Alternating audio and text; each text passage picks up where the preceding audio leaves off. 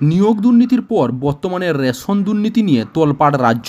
গত অক্টোবর মাসে রেশন দুর্নীতির দায়ে গ্রেপ্তার হয়েছেন রাজ্যের প্রাক্তন খাদ্যমন্ত্রী জ্যোতিপ্রিয়া মল্লিক। গ্রেপ্তার হয়েছেন আরও অনেকেই।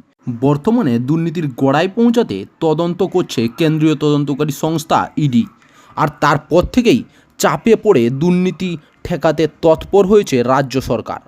এর আগে বহুবার রাজ্যে ভুয়ো রেশন কার্ড নিয়ে তথ্য সামনে উঠে আসে, প্রচারিত হয় একাধিক সংবাদ মাধ্যমেও।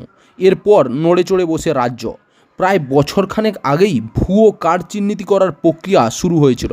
বিভিন্ন ক্ষেত্রে আধার লিঙ্ক করার পদ্ধতিকে মান্যতা দিয়ে বিপুল সংখ্যক ভুয়ো রেশন কার্ড বাতিল হয়েছে। পরিসংখ্যান অনুযায়ী প্রায় 2 কোটি ভুয়ো রেশন কার্ড বাতিল করেছে রাজ্য।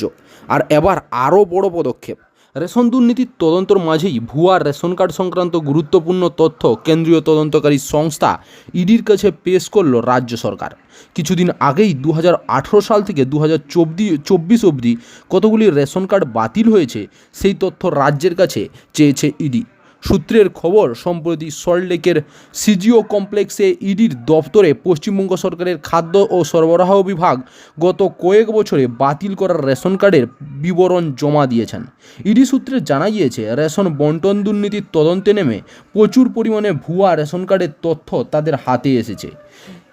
কোনো একটি বা দুটি নির্দিষ্ট জেলায় নয়, রাজ্যের প্রায় প্রত্যেকটি জেলায় ভুয়ো রেশন কার্ডের চক্রের মাধ্যমে রেশন বন্টনের দুর্নীতির জাল ছড়িয়ে রয়েছে বলে ইডি সূত্রে খবর। আগেই রাজ্যের কাছে চিঠি দিয়ে ইডি জানতে চেয়েছিল, মৃত্যুর পর কোনো ব্যক্তির রেশন কার্ড নিয়ম মেনে বাতিল করা হচ্ছে না কি সেই রেশন কার্ডের মাধ্যমেই বেআইনিভাবে রেশন তোলা হচ্ছে। পাশাপাশি অ্যাক্টিভ রেশন কার্ডের সংখ্যাও জানতে চেয়েছিল কেন্দ্রীয় তদন্তকারী সংস্থা। সেই প্রশ্নের উত্তর দিয়েছে রাজ্য। এবার ইডি দাবি, অনেক ক্ষেত্রেই পরিবারের কোনো সদস্যের মৃত্যুর পর সেই মৃত ব্যক্তির ভুয়ো রেশন কার্ড বানিয়ে রেশনের সামগ্রিক পরিবারের বাকি সদস্যরা আত্মসাৎ করছেন। আবার কোনো পরিবার এক এলাকা ছেড়ে অন্য জায়গায় চলে গেলেও তাদের নাম ও পরিচয় দিয়ে একাধিক ভুয়ো রেশন কার্ড তৈরি করা হতো বলে অভিযোগ ইডির।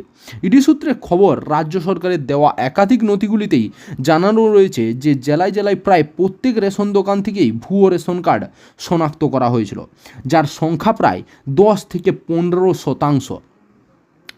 ইতিমধ্যে ভুয়ো রেশন কার্ড শনাক্ত করে সেগুলি বাতিল করা হয়েছে বলে জানিয়েছে রাজ্য।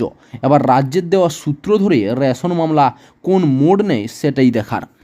চাকরির খবর থেকে শুরু করে নিয়োগের খবর থেকে শুরু করে ঝড় ঝঞ্ঝা, দেশ বিদেশ, রাজ্য, জেলা এবং আপনার শহরের খবর একটা চ্যানেল আমাদের newsbangla.com সবার আগে আপনারা পেয়ে যাবেন। তাই চ্যানেলটাকে অতি অবশ্যই সাবস্ক্রাইব করে পাশ থেকে বেল আইকনটা ক্লিক করে অল নোটিফিকেশন অন করে রাখুন।